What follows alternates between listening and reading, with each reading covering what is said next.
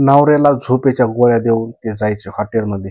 नागपूरमध्ये जीपीएसमुळे महिलेचं कान उघड झाल्याची घटना समोर आलेली आहे। एका व्यापाऱ्याला त्याची पत्नी रात्री झोपेच्या गोळ्या द्यायची आणि घरातून निघून जायची। रात्री हॉटेलमध्ये परपुरुषासोबत रात्रभर घालवायची। मागच्या काही दिवसापासून हा प्रकार चालू होता। मुलीची प्रकृती खराब झाल्याने पत्नीचं हे कान उघड पडलं। नवऱ्याने जीपीएसद्वारे पत्नीचा शोध घेतला आणि तिला रंगेहात पकडलं।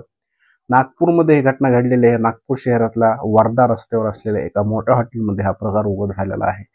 घटनेतील महिला एका व्यापाऱ्याची पत्नी आहे। ही महिला मेजवानीच्या बहाण्यानं रात्र घराबाहेर राहायची। त्यामुळे पतीला तिचा संशय आला आणि तिचा पाठलाग करण्याचं ठरवलं। त्यासाठी व्यापारी असलेल्या पतीने पत्नीच्या गाडीत जीपीएस बसवला। जसा पतीला संशय आला तसा संशय पत्नीलाही आला। तिने नवऱ्याला जेवणातून झोपेच्या गोळ्या द्यायला सुरुवात केली।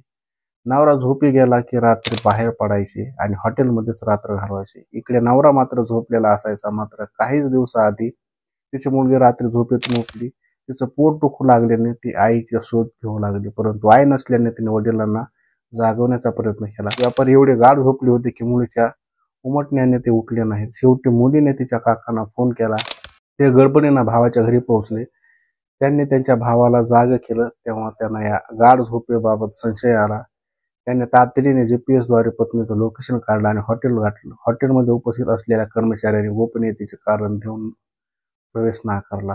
मात्र व्यापारी आणि त्याच्या नातेवाईकांनी काहीतरी कारण सांगून खोलीत प्रवेश मिळवला। हॉटेलमध्ये व्यापाऱ्याला त्याची पत्नी आक्षेपार्ह अवस्थेत आढळून आली। हॉटेलमध्ये चांगलाच गदारोळ सुरू झाला। व्यापाऱ्याने पोलिसांमध्ये धाव घेऊन पत्नीची तक्रार केली, मात्र मुलीमुळे ती तक्रार मागे घेतली। व्यापारी पतीने पत्नीला सोबत ठेवण्यास नकार दिल्याची माहिती समोर येत आहे। त्यामुळे पत्नी माहेरी निघून गेली। या सगळ्या प्रकारचे नागपूरमध्ये लोक चर्चा करीत आहेत। अशा प्रकारचं काही ना काही आपल्या महाराष्ट्रामध्ये आता होत आहे। कुठेतरी आवड पाहिजे, त्यामुळेच मग सावध राहा, सतर्क राहा।